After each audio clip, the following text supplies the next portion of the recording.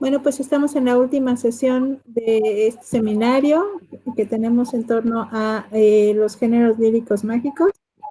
El título de la presentación del día de hoy es El rezo, un género oral de la tradición indígena náhuatl del centro de México, a cargo de María del Carmen Macuil García, que actualmente está haciendo su postdoctorado en el Colegio de San Luis, en el área de estudios literarios y sobre todo en la línea de tradición oral.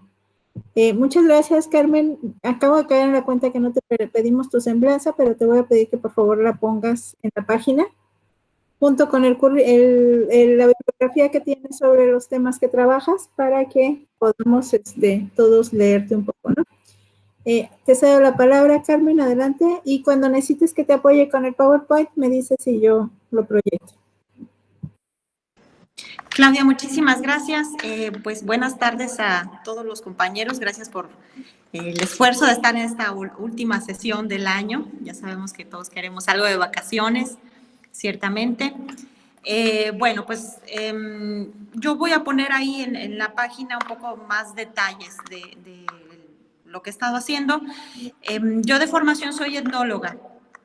Yo empecé este camino en la etnología y me fui acercando a la literatura tradicional, básicamente por el área de trabajo donde yo me encontraba sumamente interesada. Yo trabajo en general nahuas del centro de México. Me he atrevido a llamarle nahuas del centro de México por dar esta delimitación geográfica, pero bueno, como ustedes saben, muchos de estos pueblos pues se encuentran en realidad pues no solo en todo el país, a veces incluso fuera de ¿no? En Estados Unidos tenemos un asentamiento importante de pueblos nahuas, pueblos mixtecos, pueblos zapotecos. Entonces, bueno, aunque le puse así Centro de México, pues de repente nos llegan datos de pueblos nahuas que están en otras partes de este mundo. Entonces, pues bueno, ustedes verán que mi propuesta de trabajo, lo que he estado haciendo, pues parte si bien de la etnología, de la antropología, quizá la herramienta primera va a ser también por eso la etnografía, pero pues he tenido la intención de considerar estos trabajos, esta propuesta que yo tengo, que podría ser extendida incluso a otro momento histórico. Es decir, yo creo que se puede aplicar con sus justas dimensiones para el caso, por ejemplo, de los documentos, ¿no? Donde tenemos también pues elementos muy importantes, como aquí lo hemos visto en el seminario, muchos de ustedes son especialistas en el tema. Yo en realidad he ido aprendiendo de ustedes. Y creo que tal vez en algún punto pues se pueden considerar algunas de las propuestas que estoy considerando. Entonces, pues vamos a comenzar. Ahora les empezaré a platicar todo. Gracias, Claudia, por apoyarme con esto. Mi computadora no está muy bien por ahora, entonces, y con la pandemia no he podido arreglarla. Esperemos que ya se acabe, porque ya me urge trabajar bien. Entonces, Claudia, te voy a pedir, por favor, que presentes el PowerPoint.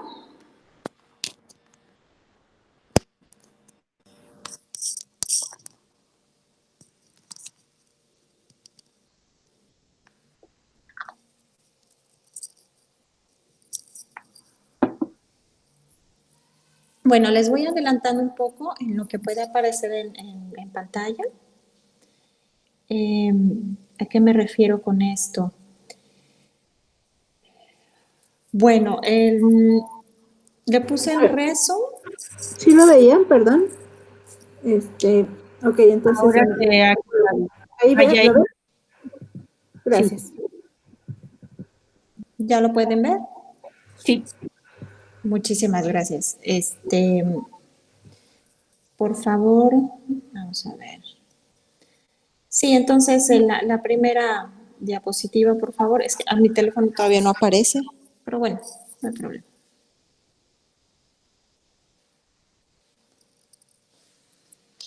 Sí, bueno, quise ponerles aquí un índice de presentación, un poco para guiar un poco este trabajo. En este índice, pues tengo pensado un par de puntos fundamentalmente. Presentarles cómo es que llegué aquí, una serie de supuestos con los que empiezo a trabajar, o de forma puntual también algunos problemas, algunos temas. Luego estas disciplinas y corrientes teóricas que pues han nutrido este trabajo y que obviamente no está acabado, ¿verdad? Uno debe seguirlo ampliando y así me ha ocurrido durante la estancia postdoctoral, ahora lo van a ver, o según yo ya se ve. Y al final, pues esta definición de mi trabajo, ¿no? Esta metodología que intento proponer. Entonces, podemos ver la siguiente, donde está un problema de partida doble. Bueno, les decía que yo empecé este camino en la antropología. ¿Qué fue lo que me llamó la atención? Yo empecé haciendo trabajo con una curandera en el año 2004 y dentro de su quehacer no solo estaba el hacer limpias o el curar susto o curar empacho, sino que también estaba este otro trabajo que la antropología ha definido en términos muy generales como graniceros o tiemperos. También ellos mismos se denominan a muchas veces misioneros del temporal. Y se refiere a aquellos personajes que desde la colonia está registrado, ustedes lo deben de conocer seguramente, personajes que se dedican al control del temporal, sobre todo en comunidades de tradición agrícola, donde evidentemente la preocupación de que llueva o no, o que se pase el agua, o que sea una tormenta, pues es mucha, ¿no? Entonces lo que yo encontré es que con esta curandera del centro de México, ahora les digo dónde, pues tenía esta aparente doble profesión. Seguí indagando y resulta que en realidad no solamente esto ocurría ahí. ¿Dónde estoy hablando? Estoy hablando del norte de Morelos, del estado de Morelos.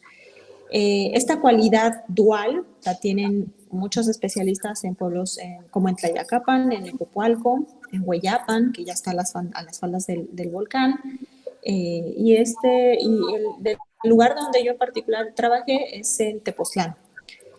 Pero resulta que indagando con otros informantes, con muchísima gente que empecé a conocer a lo largo del camino, en Xochimilco también se hablaba de estos especialistas que eran curanderos, pero que también sabían controlar la lluvia y que podían entonces tener un saber mucho más complejo.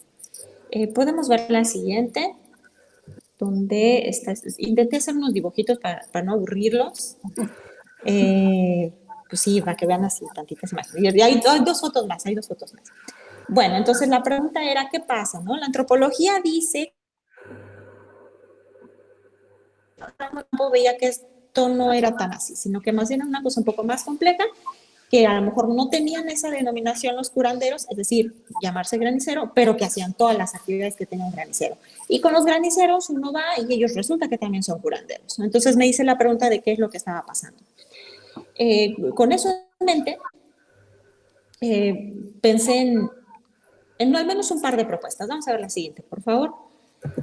Mis supuestos básicos de trabajo. Bueno, como estoy trabajando desde la antropología, inicialmente pues había al menos dos cosas que yo tenía que saber. Y una de ellas es que, pues en términos generales, esto se le reconoce como expresiones culturales de muchos tipos. A mí me interesa, en particular, pues aquella que está presente en el habla, en la oralidad. ¿Por qué? Bueno, pues como ustedes saben, ahorita tengo una diapositiva más adelante antes de que la veamos, quiero decir, como ustedes saben, pues todos estos personajes a veces enuncian conjuros, sobre todo en Veracruz se habla de ensalmos y bueno, textos muy complejos, ¿no? En realidad, porque lo que encontré es que a veces los conjuros están dentro de un texto mucho más grande o se mueve este conjuro del lugar y crean otros textos. Entonces, ahí me iba a acercar un poco el problema. El segundo supuesto es el problema de lo indígena. A lo mejor no lo vamos a resolver aquí, pero ustedes saben que de unas décadas para acá ya se habla de pueblos originarios. En términos generales, quizá indígena para la antropología sigue siendo mucho más precisa, ¿no? Al hablar de un lugar en particular al que se está asociada a una población. Y pueblos originarios toman mucho revuelo, sobre todo en el sur de la Ciudad de México.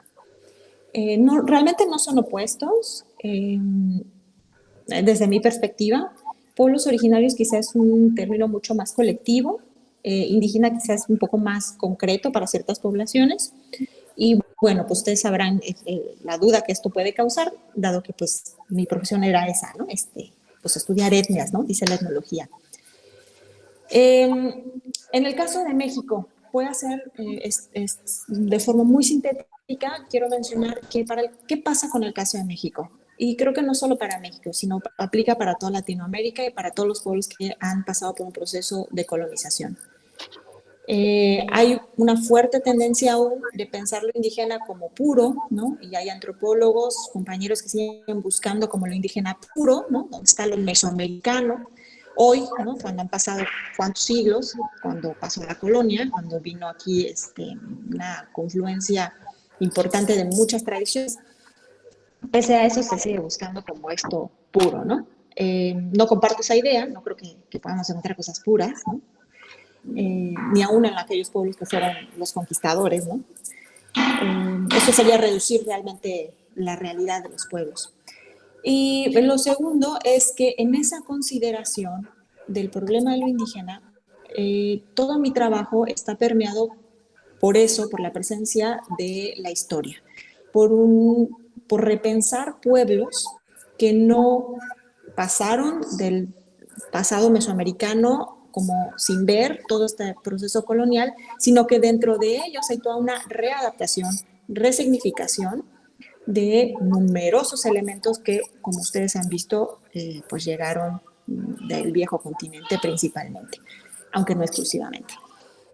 Entonces, con esta idea, aunque el término sincretismo ha sido perfectamente utilizado para ello, lo que yo detecté a lo largo de la investigación es que a veces se pensaba sincretismo como una mezcla más simple o como unión de cosas. Y realmente lo que está pasando en los pueblos, o lo que yo he encontrado y lo que me parece que hay que considerar, es que es definitivamente mucho más complejo que una unión y una mezcla. Es decir, cuando le rezan a San Miguel Arcángel, no es el mismo San Miguel Arcángel para estos pueblos que va a ocurrir como en cualquier otro pueblo en España, por ejemplo. Es decir, no va a significar lo mismo. Y eso es porque pasaron todos estos siglos donde los pueblos resignificaron elementos con la lectura propia de su cultura.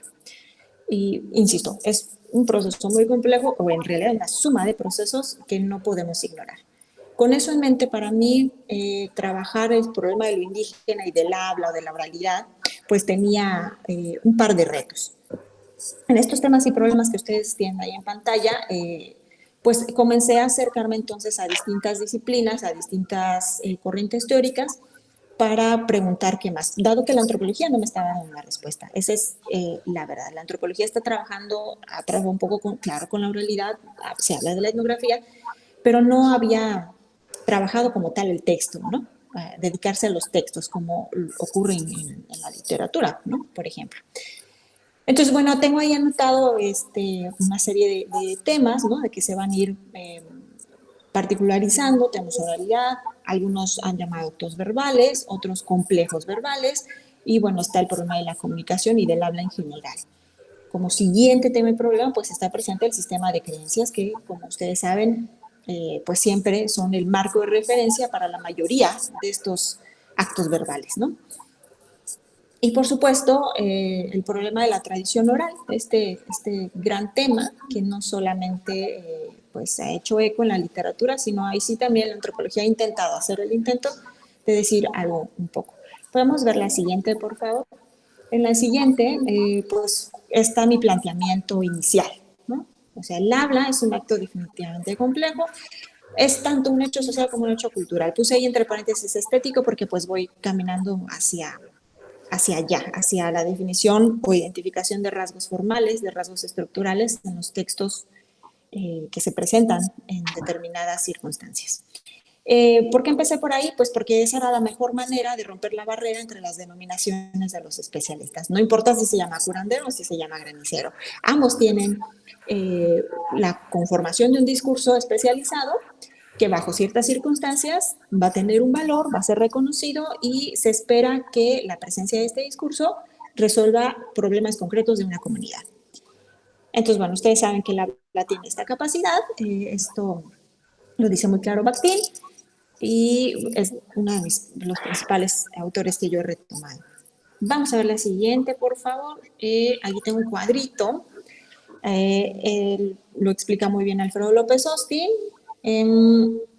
Al hablar de sistema de creencias, me parece un poco más preciso que religión mesoamericana, dado que en la religión, ustedes saben perfectamente, se piensa cierta institucionalización, y en el sistema de creencias pues tenemos una confluencia quizá un poco más dinámica, ¿no?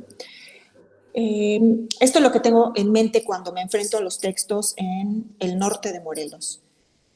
Tenemos dos grandes elementos ahí presentes. Una religión antigua mesoamericana que está por ahí, se encuentra con el cristianismo, y bueno, tenemos, resume ahí, ¿no? Si sufrirá una enorme pérdida institucional e intelectual. Claro que sí, se ven frenados, pero al mismo tiempo tendrá una fuerte reinterpretación en el pensamiento indígena en el caso del cristianismo. Este proceso tan complejo de reinterpretación, de resimbolización, de síntesis en las religiones indígenas coloniales, pues va a ser la antesala de los pueblos hoy en el presente. Les tengo que avisar que esta preocupación mía de repensar lo indígena también está dado por la lengua. En el caso del norte de Morelos tenemos algunas comunidades que aún conservan la lengua náhuatl, la lengua suya, pero la comunidad en la que yo trabajé, no, solo tenemos la influencia del náhuatl. Entonces ahí tenía todos mis compañeros antropólogos puros y duros diciendo que entonces eso no era indígena. Y vaya, no sé qué poder hay que tener para determinar la tradición cultural de un pueblo de forma tan tajante, ¿no? Lo que me he encontrado a lo largo de todos estos años, les repito, del 2004 para acá, es que tienen todos los elementos de una tradición indígena náhuatl. Si bien no tienen la lengua, está presente en todo su sistema de creencias. Entonces, esa era una de las preocupaciones por las cuales acercarme a otras disciplinas que pudieran complejizar un poco mejor, diría yo, esta determinación de lo que es lo indígena. Vamos a ver la siguiente. En disciplinas y corrientes teóricas, bueno, quise enumerar, no los voy a aburrir con esto, porque seguramente ustedes conocen la mitad de estas cosas que han nutrido mi trabajo, pero sí quiero al menos puntualizarlas. Tenemos en primer lugar los estudios de folclore. Aquí en particular me interesa el trabajo de Alan Dundes, que está publicado en una compilación que hace él mismo en los 80s, y me interesa en particular su caracterización de texto, contexto y textura. Ahora vamos a ver qué son. Yo las voy a retomar. Tenemos luego como siguiente punto la etnohistoria de Mesoamérica. Quise poner etnohistoria precisamente para hablar de la historia, la antropología y de la lingüística. Aquí pues, tenemos varios exponentes, pero lo que me ha interesado en general la etnohistoria de Mesoamérica es el reconocimiento de este proceso de resignificación, readaptación de elementos, y que pues nos llevan a ver de otra manera a la población de tradición indígena en México actual, y regresar la mirada, la conformación en la colonia y aquella religión antigua mesoamericana. Luego, de la literatura de tradición oral, bueno, aquí varios de ustedes pues son los especialistas, yo me he nutrido mucho de su trabajo. Por supuesto estoy hablando, todo esto está en mi tesis de doctorado, de precisamente Araceli Campos, pues leí, aquí tengo tu libro, estaba yo muy feliz leyendo, tratando de entender el conjuro y las oraciones, ¿no? Precisamente porque ahora que pongan los ejemplos van a ver por qué tenía uno, ¿no?, que quedarse solo un poco con la antropología.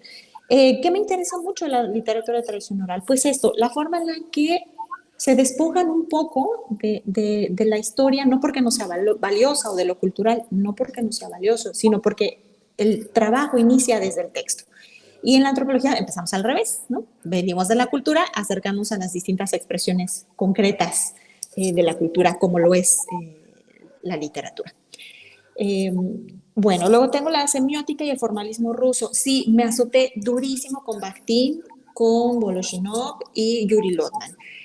¿Qué es lo que retomo principalmente de ellos? Bueno, de Bakhtin, el concepto de enunciado, esta capacidad que tienen los mensajes que son intercambiados entre las personas para señalar una posición ética, un ser en el mundo del individuo, y al mismo tiempo la cadena de mensajes que se forman a lo largo de la historia. Cuando alguien dice algo, en realidad está respondiendo a un otro. No solo de forma práctica y concreta, si alguien me pregunta algo, sino estoy contestándole a otros mensajes que vienen del pasado y al mismo tiempo doy la posibilidad de contestar al futuro. Bueno, tiene, además del concepto de enunciado, cronotopo creo que es otro que se aplica muy bien para la antropología y para el momento del ritual, porque es llevar al presente el tiempo mítico, y así es como se resuelven los problemas en los rezos indígenas. De Lotman, pues también hay un montón de conceptos, pero quizá el concepto de texto es como de los que más me interesa, el de centro-periferia, el de traductores. Los curanderos para mí son una especie de traductores.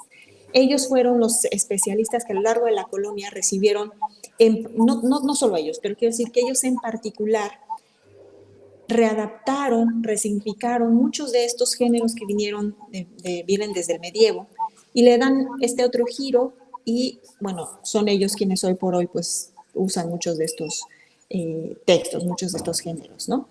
No obstante, como ustedes lo saben muy bien, pues llegó a muchos huecos y hay muchas mujeres, sobre todo quizá, que hicieron uso de estos textos sin ser especialistas.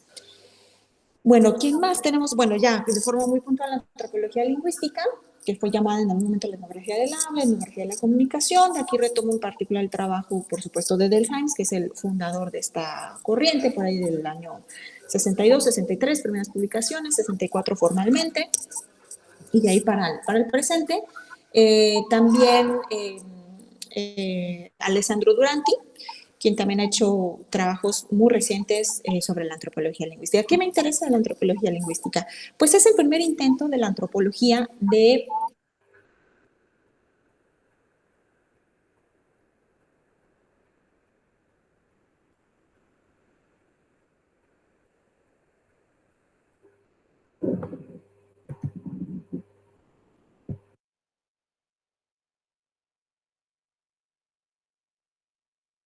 Hola. Se ha parado, ¿verdad? Sí. Le damos unos minutitos, ¿no? Para que se reintegre. Parece que hoy hay problemas de red, ¿no?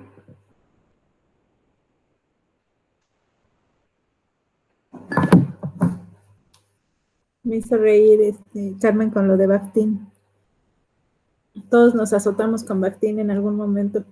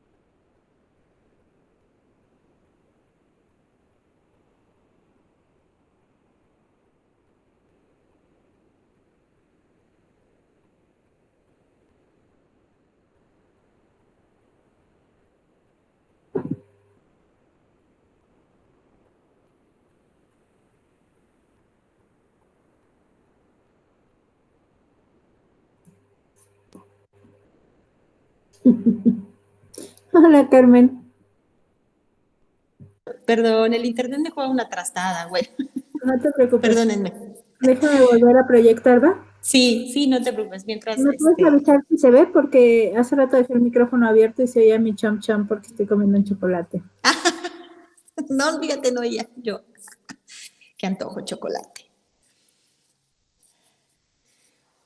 Bueno, gajes del oficio con esto del internet, caray.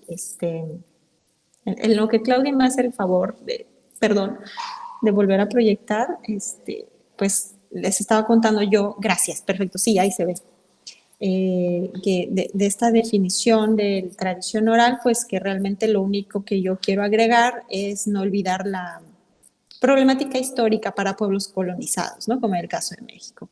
Quiero insistir en eso porque creo que se ha dejado mucho de lado. Es decir, asumimos a veces un par de cosas respecto a la tradición oral de los pueblos y quizá hay que reflexionarla un poco más. No estoy diciendo que yo tenga la respuesta, pues, pero creo que hay que insistir un poco en ello, ¿no? Luego tengo la identificación de géneros. Yo estoy viendo aquí, Claudia, disciplinas y corrientes teóricas. ¿Puedes poner la siguiente, por favor? Gracias. Justo, hay en identificación de géneros, bueno, no hay, aquí hemos discutido, aquí hemos ya repasado incluso el problema de definirlos. Una diferencia que yo hago, o que sigo, en realidad varios lo han dicho, no es solo mía, es respecto a las oraciones. Sí me gusta distinguir entre las oraciones de la tradición católica y en el caso de la población, lo que he encontrado en la población de tradición indígena, utilizo por eso el concepto de rezo. ¿Por qué lo hago? Bueno, primero porque intento observar el texto antes de poner una clasificación, y eso se debe a que, a diferencia de otras tradiciones culturales, en el caso de los pueblos indígenas de México, pues parecería que no tienen pies ni cabeza. Tenemos textos donde hay pedazos de oraciones católicas, donde tenemos pedazos de algún ensalmo y a veces, y sobre todo conjuros, esos que bien se quedaron en la tradición indígena, hay que decirlo, están por todos lados. Entonces, por eso utilizo el concepto de rezo o el término de rezo, para distinguir esta sutileza, ¿no? De construcción del texto en la tradición náhuatl. Y realmente se debe a ello. Ahorita voy a poner unos ejemplos para que vean a qué me refiero. Luego, como siguiente punto, tengo que contextualizar el uso de estos textos dentro de los pueblos donde ellos se encuentran.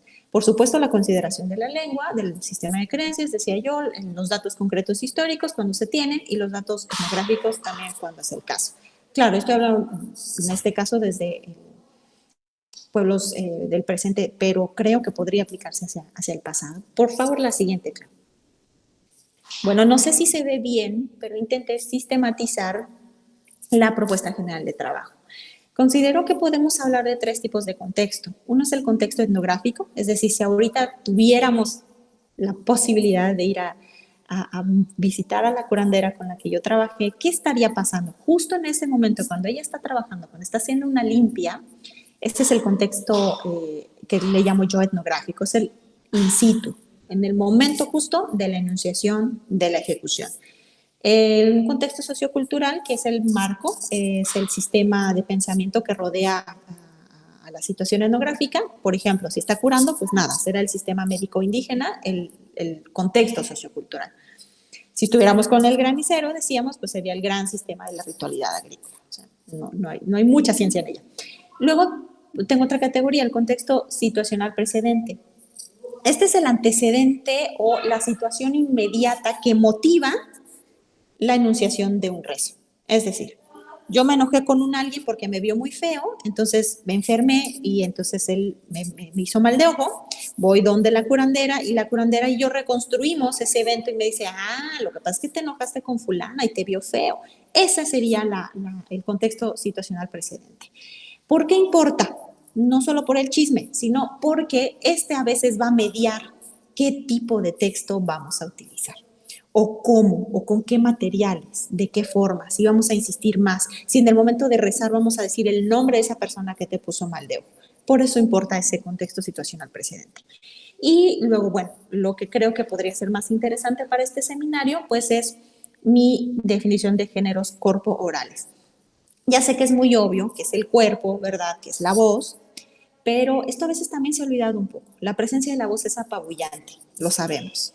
Y a veces se deja de lado una serie de elementos gestuales que también le dan otra lectura al conjuro. Ustedes saben que uno a veces se tiene que enojar o tienes que decirlo casi gritando, casi con violencia, al momento de enunciar un conjuro. Bueno, este elemento creo que hay que recuperarlo a veces, ¿no? En trabajo de campo me pasó cuando alguien estaba espantado, la curandera tenía de verdad que gritar y hacer como un canto para poder traer a la sombra, ¿no? De otra forma no se consigue. Es decir, si yo leía su rezo de susto, eso no servía para nada, ¿no? No me tenía que enojar y gritarle a la sombra que ¿por qué anda perdida, no? Bueno, entonces por eso quieren existir en géneros corporales, es decir, recordar siempre que se trata no solo de una enunciación, sino también de una ejecución. Hay que ejecutar la palabra, hay que ejecutar estos textos. Por eso puse por ahí binomio habla y comportamiento, que es social, que es culturalmente definido o bien codificado. Y luego, ¿cómo se construyen estos géneros corporales?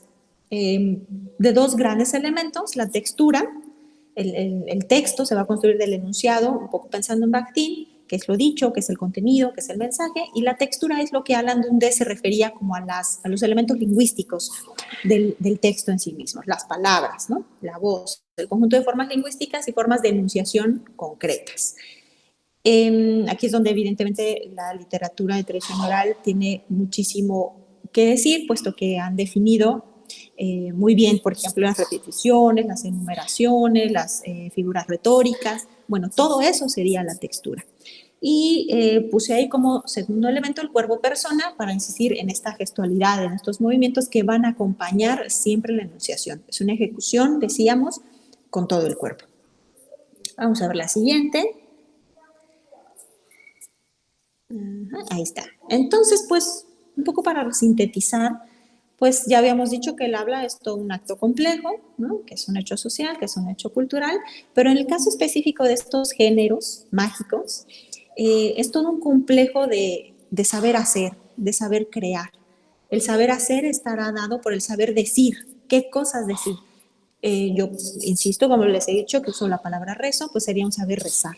Y eso quiere decir que a veces hay que saber narrar, a veces hay que saber llamar, a veces hay que saber expulsar, ¿no? Como actividades principales. Se basan en un uso del habla cotidiana, es el acto simple de hablar, pero que recurre a elementos retóricos pues, de muchos tipos por tratarse de eventos particulares. Y eso nos lleva a pensar en el sistema de creencias. Vamos a ver la siguiente. En esa perspectiva interdisciplinaria, pues tendríamos más o menos esto. No están todos los rasgos formales, porque ustedes saben que puede ser muchos y la combinación de ellos es así. Con todo gusto les puedo compartir las páginas o mi tesis donde pues intenté ser mucho más puntual, porque ustedes saben, hay distintos tipos de numeración o de repetición, ¿no? El paralelismo, en el caso sobre todo de pueblos nahuas, el difrasismo, trifrasismo. Bueno, ahorita vamos a ver los ejemplos, se los prometo. Entonces, bueno, está ahí también presente este comportamiento ritual que sabemos que forma parte de ellos.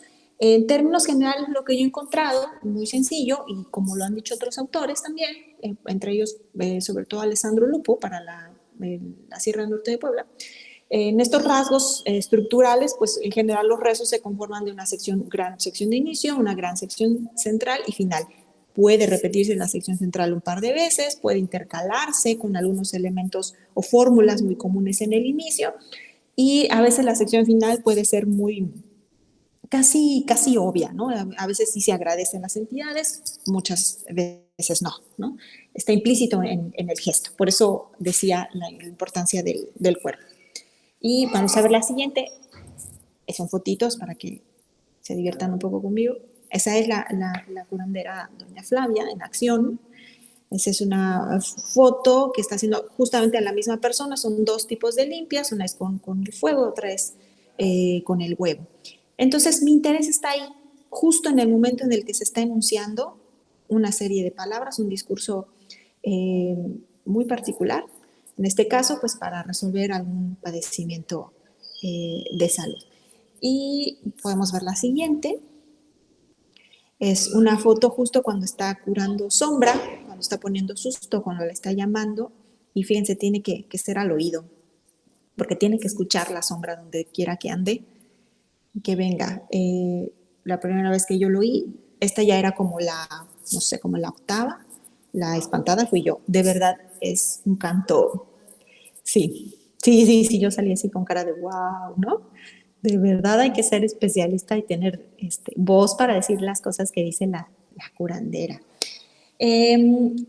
Podemos ver la siguiente, ya solo es un ejemplo, ahora vamos a los ejemplos de verdad. Solo es yo sé, se ve muy mal, pero quería mostrarles un poco de la sistematización que logré hacer con esta perspectiva de trabajo.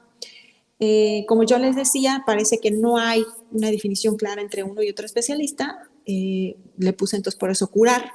A veces hay que curar el maíz rezando para que no se moje y se ahogue y entonces se muere, ¿no? Y ya no tenemos que comer.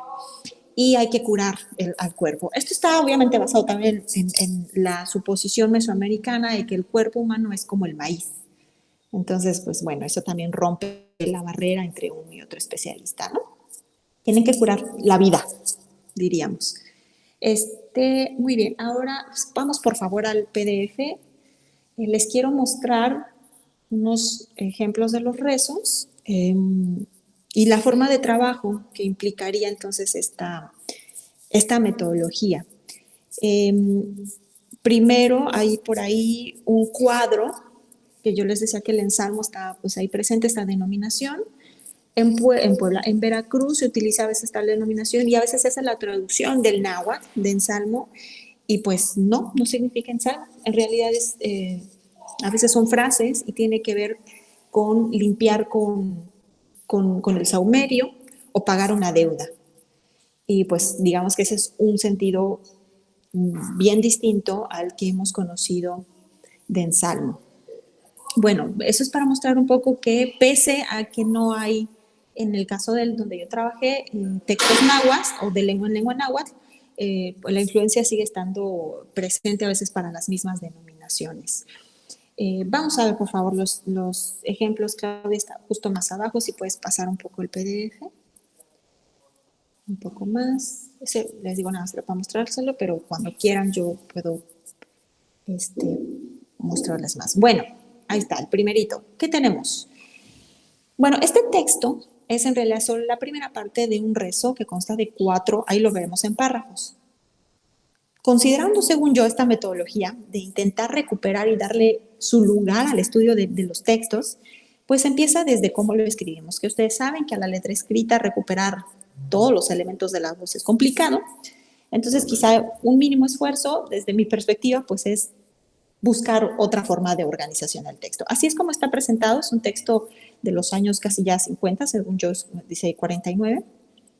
Este texto es viejito, está en náhuatl y se puede hacer otro tipo de trabajo. Vamos a bajar, por favor. Este texto está presentado justamente para pedir lluvia entre estos graniceros. Entonces, considerando el trabajo de William Bright sobre la lengua náhuatl, donde intenta recuperar el ritmo de la voz, y es obviamente muy claro para la lengua náhuatl, se hace esto. ¿Qué es lo que hacemos? Pues vamos a observar las estructuras gramaticales y vamos a detectar una serie de tendencias que de hecho permiten organizar el propio texto, donde se anularía las comas, los acentos, el punto y seguido, puesto que no son propios de la oralidad de la lengua náhuatl. Entonces, ahí, pues, les juro que es verdad, no los engaño, pero habría que saber el náhuatl para comprender. Aquí hay unas palabras así súper largas, no sé si la alcanzan a ver por ahí, pero dice un shi al inicio, eso es un mando, le está diciendo, de hecho no está siendo tan amable con los dioses, está siendo bastante mandón el texto y le dice por ahí, en la segunda estrofa, Shitesh Walmanilis Sinocan, Shitesh Walmanilis Sinocan, ay bueno, ni lo puedo decir, es enorme esa palabra. Son de uso reverencial, pese a que son mandonas, son de uso reverencial. Lo que permite esta metodología es reconocer estructuras lingüísticas paralelas que pueden tener distintos sentidos, es decir, la sintaxis es básicamente la misma, o bien el sentido, en cuanto a la semántica, es también lo mismo, ¿no? Sería una repetición, una insistencia en el mensaje. Y vamos a poner la parte en español, por favor. Está un poco más abajo. Y bueno, esta disposición y organización del texto, pues tendría que verse reflejada también en el español. La mantenemos. Y entonces ahora sí que tenemos, bueno, yo aquí puse entre corchetes el 1 para decir que es la sección 1, se enumeran, como ustedes pueden ver del lado derecho, las líneas. Y bueno, esta es mi traducción. Hay una parte que está dicha en español, como ustedes ya vieron, aguadores y serafines. Luego tenemos una frase formularia, Ave María Purísima, y entonces empieza las acciones. Nosotros llegamos aquí a esta entrada y luego, ¿qué pasa? Yo puse altar sagrado y templo como alineado, porque se refieren a la misma cosa. Hay una enumeración como de elementos. Si bien no son lo mismo, se refieren, el sentido sí se permanece. Tengo algunas cosas entre paréntesis, puesto que en náhuatl están pegadas a la palabra, no es como en español que podemos omitirlo, es decir, pedimos un saludo y se entiende que somos nosotros quienes pedimos un saludo, en náhuatl no, siempre tiene que estar, por eso están entre paréntesis. Vean, por ejemplo, en perdónenos porque nosotros pasamos aquí ante ustedes, por un saludo que nosotros venimos a hacer. Esta construcción, de hecho, es paralela y tengo en chiquitito, no tienen que verlo porque yo sé que es imposible, pero es porque hay una serie de elementos en la lengua náhuatl que insisten en el acto reverencial, en el estar ante las personas y en el dar el saludo. Y al final, la estrofa tercera, fíjense cómo hay cierta enumeración. Nosotros le recibimos a ustedes con mucho gusto lo que nos brinden para sobrevivir, lo que ante Dios vienen a darnos, con lo que nosotros pasamos, con lo que nosotros vivimos. Uno diría casi que con cualquiera de esas frases se entiende todo, pero bueno, es repetir, repetir y la insistencia. ¿Podemos ver el siguiente ejemplo, por favor? Bueno, queda la frase final del rezo, pero aquí les va uno de trabajo de campo. El siguiente, que es un rezo utilizado, ahí lo anoté, en la limpia terapéutica y diagnóstica, eso ocurre en la mayoría de los casos. Cuando alguien te hace una limpia con huevo, no solo es para saber qué tienes, sino también es para empezar a curarte. Está registrada en el norte de Morelos, tuve oportunidad de vivirla un montón de veces. Podríamos verla así. Yo, la primera vez que la escribí, no sé, corría el año 2008, yo creo, 2006 quizá, la escribí así, ¿no? Vamos a seguir bajando, por favor, la página. Y pues ahí se ve, ¿no? Entonces, y ahora vamos a ver mi propuesta de organización, intentando, de verdad, solo sea el intento de recuperar un poco el ritmo de la voz. Ajá, podemos bajar un poco más, ahorita la van a ver un poco mejor porque está, diríamos, repetida. Entonces tenemos de nuevo una sección 1, y fíjense cómo empieza: en el nombre de mi Señor Dios Padre Todopoderoso. Ya uno desde ahí sabe que la cosa se va a poner intensa, pues sí, está llamando a Dios, tenemos a la Trinidad presente, y no es suficiente con decirle una vez, Padre, Hijo y Espíritu Santo, eso ya sabemos que es la Trinidad, solo Dios en trino, ¿no? En esencia, en trino y en persona, para que no quede dudas y amarrar todos los cables sueltos, Él. Luego viene una invocación y una repetición, tenemos un recurso de repetición aquí. Yo te invoco espíritu bienhechor, para que tú seas su ayuda y su apoyo de este hermano. Continúa. En tu nombre, Padre Santísimo, Rey Solar, yo te conjuro astro solar. Tenemos otra repetición y el conjurar la está llamando y le dice, ¿para qué? De inmediato, para que retires brujerías. Otra repetición, hechizos que están en contra de esta criatura.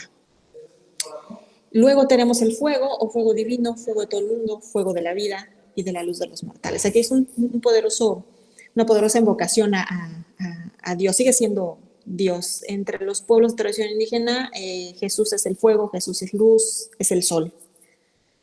Vamos a bajar un poco más. Continúa con Jesucristo. Sale el solecito, yo estoy contigo. Bueno, insiste, ilumina. Y luego tenemos aquí este recurso maravilloso. Aquel emperador de la Edad Media, Sas, no sé cuál de todos, pero bueno, uno de ellos, ¿no? Que era poderoso. En la siguiente sección, esta es mi favorita. Dice, en unidad de Jesús de Nazareno, Dios por delante, Dios por detrás, ya les será bastante familiar. Pedrosa tiene un trabajo donde también en trabajo de campo reúne un montón de gente que está diciendo Dios por delante, Dios por detrás. Y luego dice, la cruz de Jerusalén hable y responda por este hermano. Vence, Señor, aquellos corazones que están en contra de este hermano. Y aquí viene mi parte favorita. Tenemos el conjuro conocidísimo, con dos miramos, con dos te miro. Como ustedes pueden ver, está envuelto con la enunciación y la invocación de Jesucristo. Jesucristo la acompaña en la Santísima Trinidad. Con 2 miramos esas brujas, con 3 las atamos. Su sangre les bebemos, el corazón les partimos. Y cierra, y cuando la escucha uno, la frase de Jesucristo va a vernos y darnos la paz, disminuye en velocidad, realmente da la idea de que está cerrando y está envolviendo al conjuro. La siguiente sección inicia con unas palabras bien bonitas. Dios omnipotente, quien como Dios, agio satanato soter te gram. La verdad es que yo no entendí nada, ¿no? Porque recuperarla no es tan fácil, ¿no? Pero, bueno, vamos a bajar un poco más para que las vean. Alfa, omega, principio y fin. Es toda una estrofa. En mi rastreo, pues ustedes sabrán, pues agios, pues de los santos, el tegrama puede ser el tetragramatón, que es la figura de Dios. Tengo una interpretación sobre ello, pero con esto que quiero resaltar, pues esta inclusión en quién sabe en qué momento de la historia de palabras tan complejas, además del conjuro que hemos visto, famosísimo, que recién aparecen en el texto, pues luego están estas palabras. Solo he encontrado etnográficamente en Guerrero otro rezo donde hay una variación de las mismas del norte de Morelos. Bueno, sigue el rezo, ahí aparece naturalmente Miguel Arcángel, luego tenemos, aquí hay un recurso muy común en estos rezos. Dice, la sombra del Señor San Pedro y San Pablo, está empezando a juntar santos. Luego, en la siguiente línea ya no repite la sombra del, solo es suficiente decir Señor San Juan Bautista. Y luego ya no va a repetir Señor, sino solamente el nombre, Santiago y Jacobo. Este es un recurso muy común en los rezos. Una primera línea que nos va a anunciar como la forma de la oración estricta y cómo se van sumando elementos. La cuarta estrofa es otro conjuro. Saca todo, ¿no? Sacar la sal de 7 casas, la tierra de los muertos, flores, velas, alfileres, fotografías, telas y muñecos, caracteres y fisonomías. Bueno, hasta rima, ¿no? Y quedarán conjuradas para siempre. Esta es la parte más, la parte central, diríamos, es el momento álgido de la curandera, donde más grita y donde más azota el cuerpo de la persona cuando es el ramo. Podemos bajar un poco para ver en la sección final de este rezo. Dice en el nombre de mi creador. Esta parte, hay que decirlo, la curandera la dice ella, pero en realidad le pide al paciente que la diga. Es decir, la participación de quien está siendo atendido es fundamental. Ya te hicieron esta parte de la limpia y ahora eres tú como paciente quien tiene que solicitar la salud. Y ese rezo remata así, ¿no? Este es el rezo principal de esta curandera. Vamos a ver el último ejemplo y ya con eso voy a terminar. El último ejemplo procede de Texcoco, sigue siendo centro de México, como ustedes pueden ver, está también en español. Y bueno, aquí está lo que les contaba, ¿no? En la sección 1 empieza así: Padre nuestro que estás en los cielos, santificado sea tu nombre, venga a nuestro reino, mi Señor Jesús médico, acompáñame, en mis manos encomiendo mi espíritu. Evidentemente tenemos una inclusión ahí de una oración católica, por eso les decía que hacía esta pequeña distinción, ¿no? Porque esto es lo que pasa en el campo. Este rezo es de hecho para curar susto.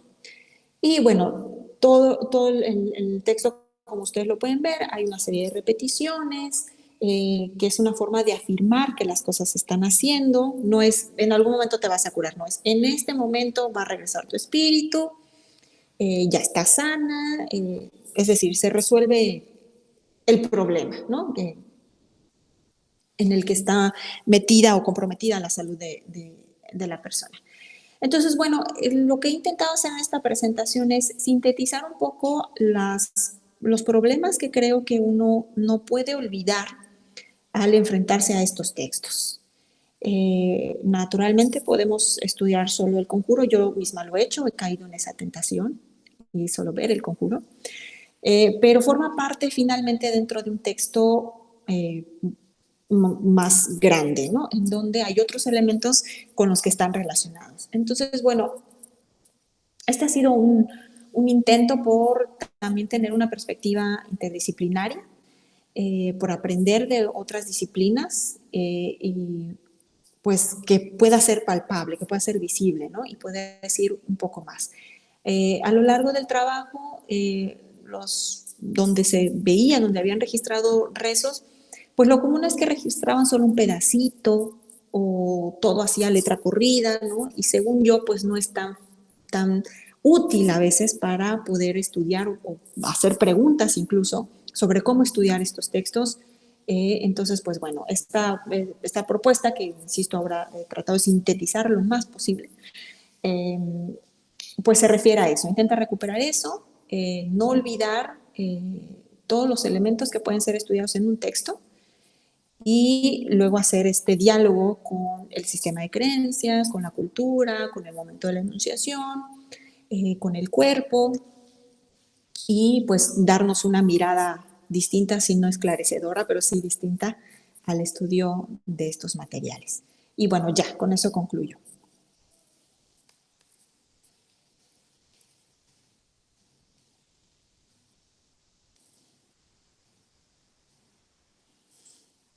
Muchísimas gracias. Bueno, pues si quieren, yo creo que sí tenemos muchas preguntas, así es que por favor pidan la palabra alzando la mano, creo que sí los veo a todos. Y si no los veo, me pueden hablar. ¿Quién quiere empezar? Yair, adelante, por favor.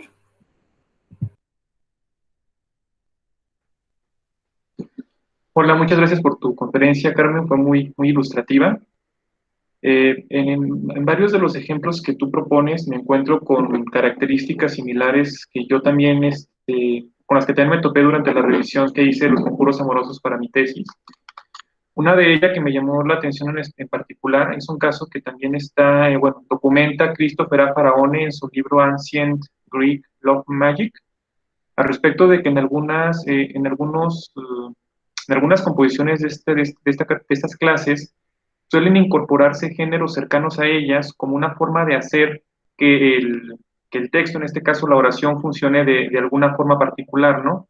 Por ejemplo, en el caso de los conjuros amorosos que yo revisé, me encuentro que en algunos hay una especie como de maldiciones incorporadas, donde de alguna forma se le permite o se le quiere causar daño a la persona y esta no obedece, digamos, las órdenes que se le dan mediante el conjuro amoroso, ¿no? Entonces aquí lo que me interesa es ver justamente cómo algunos conjuros, digamos que diseñados para hacerle mal al prójimo, están integrados dentro de tus oraciones, pero resignificados dentro del marco general de la composición, ¿no? En este caso, con una función ya no de daño al prójimo, sino más bien apotropaica, ¿no? Entonces eso me emocionó mucho, me gustó mucho, ¿no? Creo que hay por ahí bastantes vertientes que se pueden analizar. No sé si podrías ahondar un poquito en esto, cómo ves tú esta resignificación que se le da, cómo incluso la ve la gente, ¿no? Me interesaría saber sobre todo si en estas comunidades se usa, por ejemplo, este mismo rezo de dos te mi, bueno, este mismo conjuro, con dos te mi, con dos te amo, con dos te ato, pero digamos que con un sentido negativo o contrario. Esas serían mis preguntas. Gracias, Yair. Qué bueno que te gustó. La verdad es que sí, yo cuando leí tu tesis, pues también estaba pensando un poco en el contraste en el uso de este conjuro. Yo creo que hay dos cosas fundamentales, al menos para los casos que yo he visto. Como bien acabas de decir, el conjuro aquí no aparece suelto, es decir, está integrado dentro de una composición y hay entonces que ver forzosamente toda la composición y tener los más datos posibles respecto a para qué se va a usar, ¿no? Cuál es la finalidad. El segundo aspecto es que esto más o menos ha permanecido, y eso, insisto, no es que sea puro, porque no lo hay, pero hoy por hoy en muchos pueblos de tradición indígena lo malo no es tan malo, ¿no? Como que lo malo está un poco atenuado y depende para qué se use. Es decir, un brujo puede ser brujo, pero al mismo tiempo en realidad es un curandero. Y el curandero, que es de verdad buen curandero, es porque es brujo. Es decir, porque sabe hacer el mal, sabe deshacer el mal. Entonces, en función de eso, este conjuro, que como tú bien señalas, está pensado sobre todo para ese ataque, aquí tendría los dos sentidos. Va a atacar a la bruja que haya enfermado a la persona, pero está sacando el mal, está defendiendo, está curando a una persona. Este rezo es fundamentalmente para curar, es el rezo principal de la curandera. Y hay variaciones de este rezo para otro tipo de padecimientos, porque este es el texto fundamental. Entonces sí, creo que lo que debería pasar un poco es tener un poco de datos de cuando uno encuentra este conjuro, es si está integrado a otro texto mayor y por supuesto, pues sí, ¿no? Identificar al especialista y pues comprender, sí, para qué se está usando, porque es lo primero, cuando yo vi este conjuro, lo primero que me encontré fue eso, dije, caray, pues aquí no está funcionando este conjuro para subyugar, sino al contrario, ¿no? Para liberar a la persona y medio enfrentar a la bruja que sí atacó, o brujo que sí atacó. Sí, me llama sobre todo mucho la atención porque, ay, perdón, porque creo que en una generación justamente de la maestría o del doctorado del Corsan se recupera este mismo conjuro, pero también con esta resignificación para atrapar una bruja o para, digamos, alejar el mal de una bruja. Entonces es interesante que un conjuro que ha tenido mucha vitalidad en el mundo hispánico siga manteniéndose vivo, pero ahora con un sentido, digamos, contrario al que originalmente tenía, ¿no? Entonces, sí, es muy interesante ver cómo estas viejas fórmulas tienen tanta fuerza que se siguen reciclando y se impide justamente su pérdida por el gran potencial poético que tienen y por la gran significación de sentidos que dan.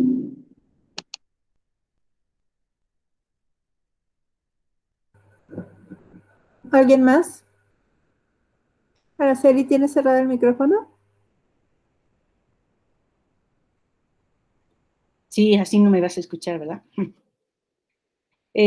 No, pues está súper interesante y sí estoy de acuerdo con calificar como rezo, ¿no? Este tipo de textos que dan más ideas sobre qué naturaleza tienen.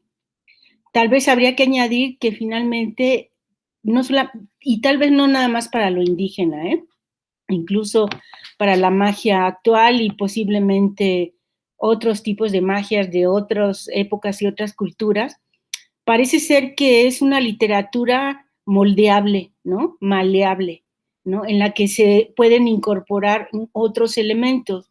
Algunos persistirán, ¿no? Por ejemplo, pienso en eso de con Dios te miro, con Dios te ato, pues tiene que ver con el ritmo, es muy fácil aprendérselo, ¿no? Entonces, eso puede funcionar para la memorización y entonces, por lo tanto, se pueda repetir, ¿no? En diferentes textos. Entonces, hay que pensar también en eso, ¿no? Y en la medida en que además, por ejemplo, ahora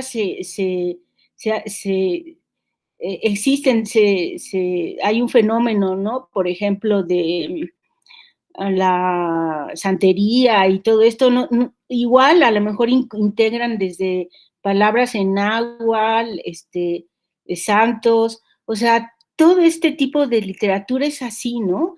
A veces muy difícil precisamente de enmarcar, ¿no? De hacer generalizaciones o de clasificar precisamente los textos.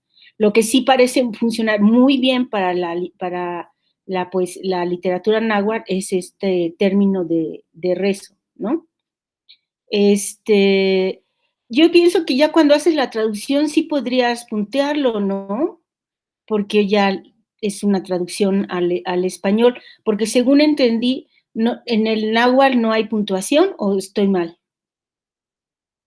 Es correcto. Sí, ¿verdad? Uh-huh.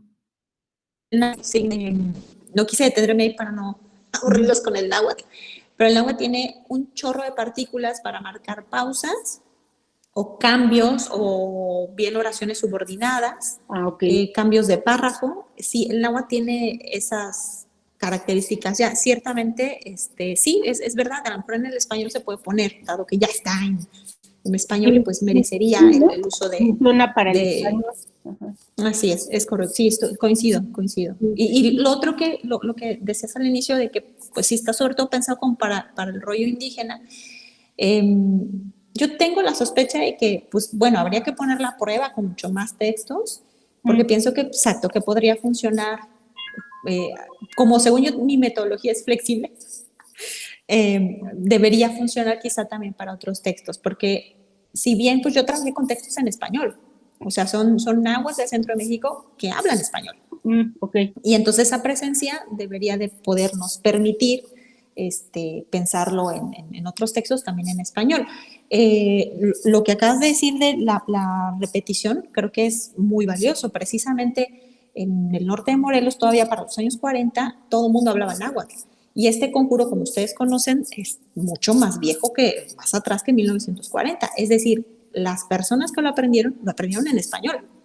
Y seguramente esta facilidad de repetirlo, pese a que ellos hablaban náhuatl, pues hizo que se aprendiera y que se quedara presente en estos pueblos. Y bueno, hoy por hoy, si vamos, es viernes, es día de curar, sobre todo, aunque es sobre todo los jueves, pues seguramente lo acaban de decir, ¿no? Aunque ya hablen en español. Ok, sí. Y fíjate que cuando yo veo, sobre todo los ensalmos, pero bueno, en general, ¿no? Los conjuros, las oraciones, intuyo más o menos cómo pudieron haberlo dicho, ¿no?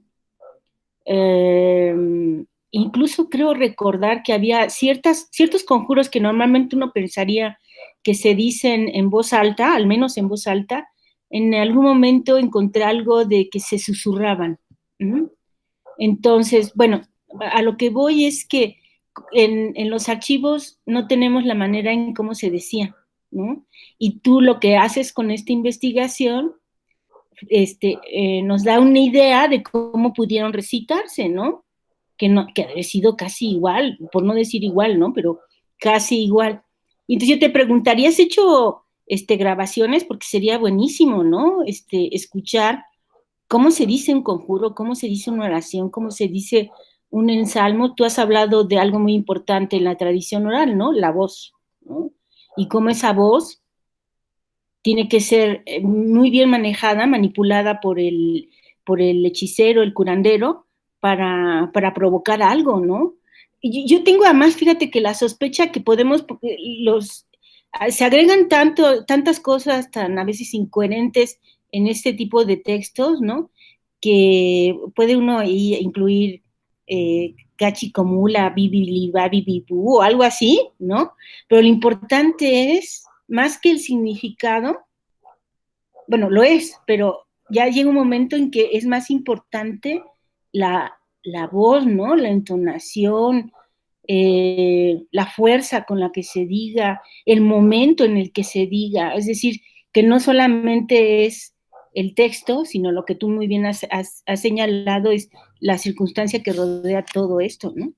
Entonces, a mí sí me gustaría conocer cómo se decía, a ver si lo tienes, lo puedas compartir, alguna videograbación, y pues sí, me interesa mucho además tu trabajo, porque, insisto, ustedes precisamente hacen lo que uno no puede hacer en el siglo XVII, ¿no? La grabación de todo esto, ¿no? Es maravilloso. Sí tengo, grababa todas las veces que podía. Entonces, sí, me voy a idear la forma de subir los archivos de audio en la página para que se espanten conmigo. Sí tengo varios, algunos los rezos completos, o al menos el fragmento donde está el conjuro. Sí, coincido completamente. Importa mucho el cómo se diga. En algunos casos, por ejemplo, entre los huicholes, a veces también tarahumaras o coras, llegan a la glosolalia, ¿no? Llega un momento que ya más es y entonces el ritmo, el sonsonete, ya ni el chanchicomula, o sea, solamente es el ¿no? Y el seguir así, ¿no? Estos rezos son en realidad chiquitos. En otros pueblos estamos hablando de que rezan horas, ¿no? Entonces ahí es donde justamente la voz toma mayor protagonismo y el cuerpo, ¿no? Porque es todo, ¿no? La gestualidad, ustedes lo saben, pues como cuando uno intenta hablar algo en francés, ¿no? Tienes que poner la E, ¿no? En francés es otro, pues hay que mover la boca de otra manera, ¿no? Entonces pasa algo muy semejante así con estas palabras. Entonces sí, claro que sí, voy a buscar la manera de compartirlos y bueno, pues ya me dirán qué les parece esas enunciaciones. Porque déjenme decirles que la curandera, a veces cuando ella no puede decir el rezo, a veces pone a su marido órale, ahora tú reza. Y ella nada más interpreta el huevo porque ella es la que tiene el don. Y él reza muy diferente. Sí, o sea, tiene que ver con el, sí, de verdad, con el cuerpo, con la persona. Él reza muy diferente. Y el de ella es una voz a veces tan melódica que de verdad es como un canto, ¿no? Maravilla. Sí, sí, la verdad es que sí cambia bastante. Pero claro que sí voy a compartirlos. Finalmente, el cualquier tipo de texto, ¿no? Ya no implica, ya no hablemos si es en salmo, oración o conjuro, provoca una hipnosis, ¿no? Un estado emocional, la recitación, la voz la voz que se dice, que se pronuncia, ¿no? En alta voz. Exacto, es que hay una cualidad en el especialista, ¿no? Muchas veces cuando terminaban de curarse las personas, como yo parecía ya como parte del mobiliario, como planta ahí en su consultorio, pues se ponían a platicar conmigo. Yo aprovechaba eso para preguntarles, bueno, ellos cómo se habían sentido. A todos les fascinaba que ella les rezara, ¿no? A todos les fascinaba, es que quiero que ella me limpie. Claro, pues debe haber también esta recepción por parte del paciente, ¿no? Y cuando ocurría lo contrario, cuando se ponían, es que no sé, sentí ganas de pegarle al santo, sentí ganas de, después de que ella rezó, la curandera me decía, claro, porque estoy moviendo al mal. Entonces el mal es el que le está haciendo cosquillas ahí a la persona y no quiere que le hable. Pero era esto, ¿no? De la forma de percibir la voz, ¿no? El que alguien te rece, sea con gritos, sea con más dulzura, ¿no? Como ella suele hacer intercalada entre los rezos. Sí. Pues súper interesante tu trabajo, bien bonito, da envidia, la verdad, ¿no? Poder haber hecho ese trabajo de campo, padrísimo, muy bien. Muchísimas gracias, qué bueno que sirva de algo, muchísimas gracias. Muchas felicidades, en efecto. Carmen, ¿alguien más quiere hacer alguna pregunta? ¿Diana? Hola, gracias Carmen, qué bonito. Más que preguntas, comentarios. No, pues a mí me gusta mucho tu metodología, me gusta, ay, perdón, el de las tortillas, ignórenlo. Me gusta esta parte que tú propones de regresar al contexto, ¿no? De no olvidar lo que en literatura siempre estamos como teniéndolo en mente y todo, pero hay cosas que a lo mejor tú desde tu metodología tomas en cuenta que, por lo menos en mi caso, personalmente a veces se me olvida, ¿no? Estaba pensando lo que vimos en tu clase, por ejemplo, lo de Fishman, de cómo se asignan los roles, y entonces a partir de los roles sociales eso también va a indicar, ¿no? Qué tipo de palabras se pueden incorporar o no a ciertos rezos, y además quiénes los van a pronunciar y en qué momento, ¿no? Que era lo que tú decías. Entonces, siento que verlo como desde ese tipo de perspectivas nos puede ayudar también como a entender como también la parte de la performance y el momento en el que ocurre, porque uno cuando va a hacer trabajo de campo y quiere sacarle rezos o cosas a las personas, pues no quieren, ¿no? Te dicen que no porque no es el momento, porque no se pueden decir esas cosas así tan fácil, tan a la ligera, ¿no? O porque a lo mejor no son la persona indicada tampoco para decirlo. Y nos ayudas como desde tu perspectiva a entender ese tipo de cosas que está padre, está muy lindo. Muchas gracias, Carmen. Gracias, Diana. Sí, tienes razón, es que pues importa, ¿no? El rol del especialista, y a veces entre los especialistas, pues también, como les decía, ¿no? El esposo de la curandera, pues no es para nada lo mismo, ¿no? A que sea ella quien enuncie, ¿no? ¿Tenía segunda pregunta o era esa? ¿O ya lo hiciste? No, ¿verdad? Eso era un comentario. Gracias, Diana. Yair. Sí, ahora con lo que comentaba la doctora Campos, me quedo pensando que este tipo de composiciones, lo pienso desde los conjuros porque es lo que he trabajado, pero por lo que mencionas de los rezos creo que también aplica para ellos, y es que tienen una estructura fundamentalmente abierta que sobre todo permite la acumulación de elementos, ¿no?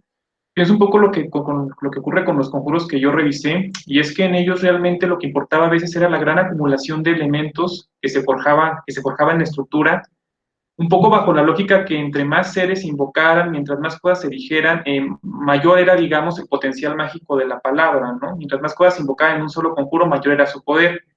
Y ahora, por lo que mencionaba la doctora Campo acerca de esta hipnosis que produce el conjuro, pienso que también parte de la intención del curandero, del hechicero, siempre va un poco en función de sugestionar lo más posible a su cliente, ¿no? Entonces me parece que utiliza justamente estas estructuras acumulativas, incluso estas palabras que provienen, digamos, de rituales o que incluso están en otros idiomas, como esta pequeña parte en latín que hay en tu rezo, un poco para inducir esa sugestión, ¿no?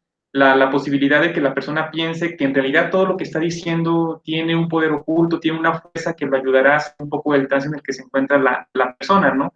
Sobre todo porque si se recurre a este tipo de medios es justamente por la desesperación, por la opción que se encuentra en ello, ¿no? Por la posibilidad que te da la palabra, la magia de salir de un momento difícil. Entonces me quedo pensando un poco en eso, no sé, tú qué hayas pensado sobre este asunto, si lo has considerado así.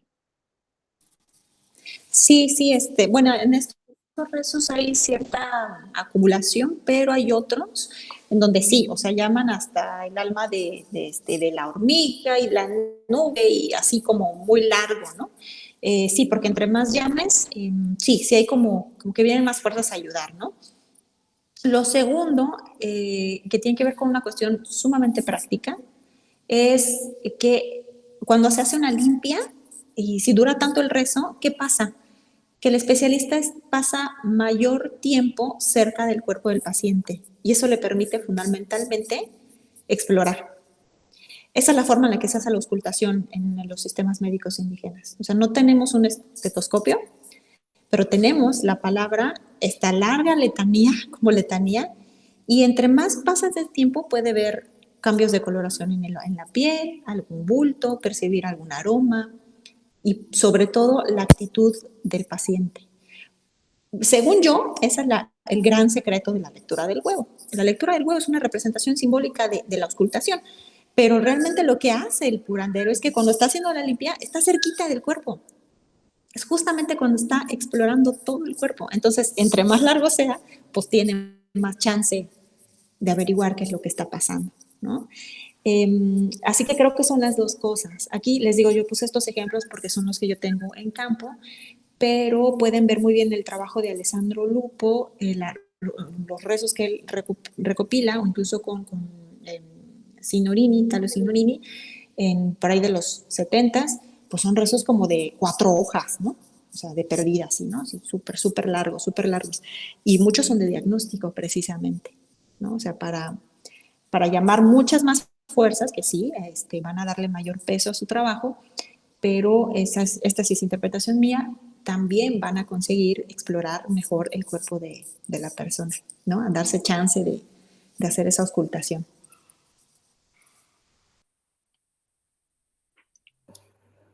Muy bien, muchas gracias. ¿Alguien más que quiera hacer alguna pregunta? Entonces, yo sí te quería preguntar, ¿existe algún tipo de relación también con el sueño? Porque vi que lo mencionaste en algún momento. La parte onírica, ¿cómo funciona? Uy, tienes toda la razón, es fundamental el sueño. En el sueño pasan muchas cosas. En el caso de los especialistas, es muchas veces donde aprenden, no solamente cómo dar un masaje, sino aprenden a veces a rezar. Es un ejercicio muy importante para ellos, el que puedan aprender los rezos a veces en sueños. A veces su maestro o el de quien sean discípulos les va a dar los rezos y en el sueño los van a repetir. Lo segundo que pasa importante en el sueño es que a veces es el momento para curar.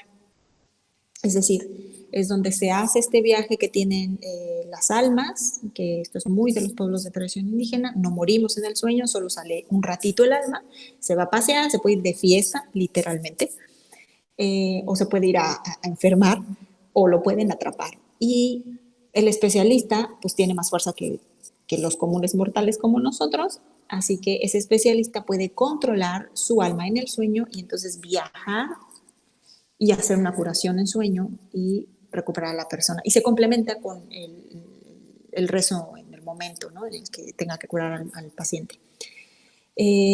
Lo otro es que a veces en el sueño pueden aparecer mensajes de las mismas entidades, avisos, es decir, si es muy rico culturalmente hablando la experiencia onírica de los especialistas. Suele haber casos donde el paciente tiene que soñar parte de su curación.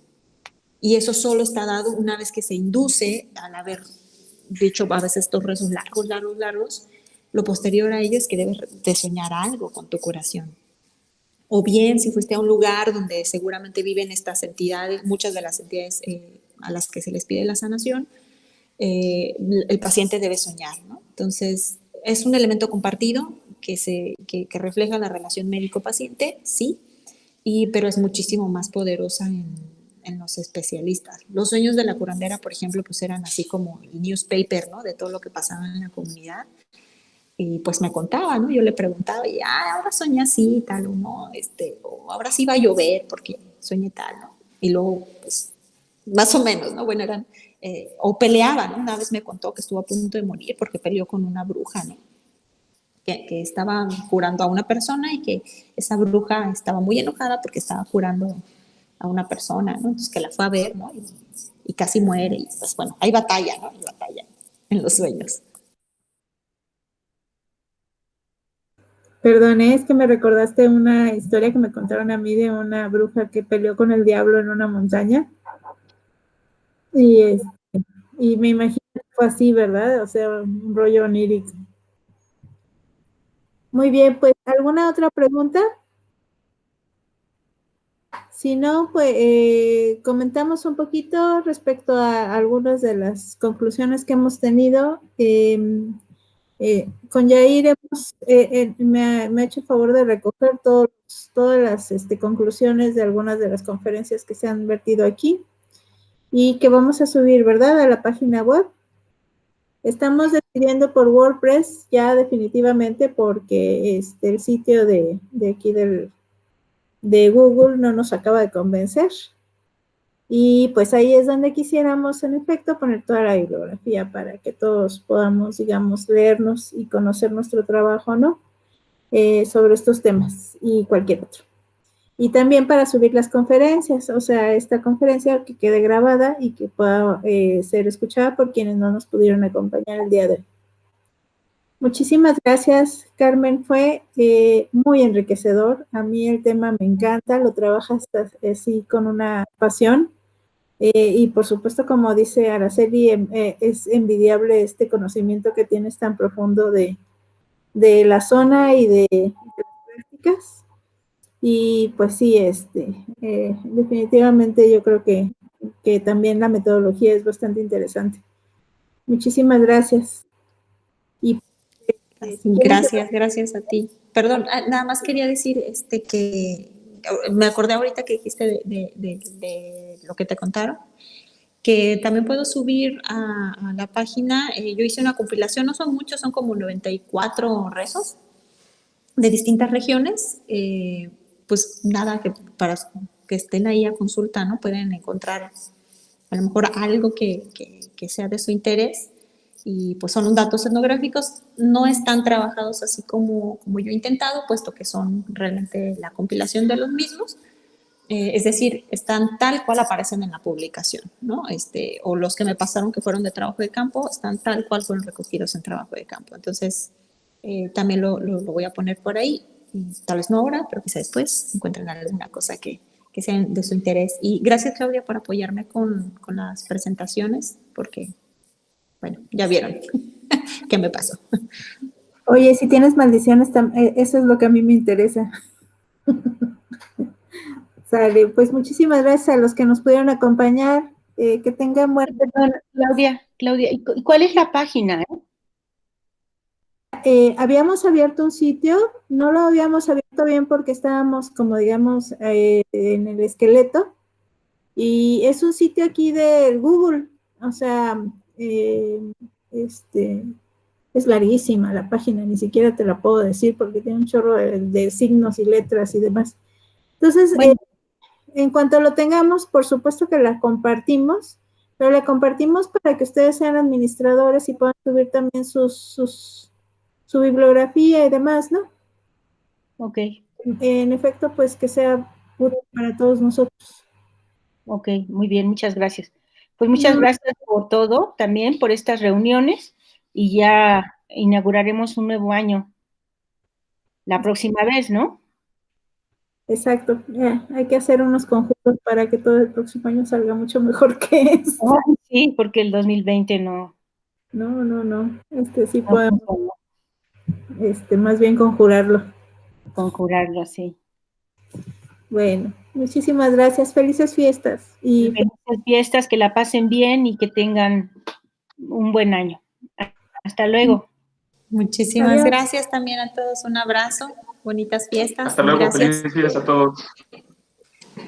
Hasta luego. Gracias. Felices fiestas. Bye. Igual, chao.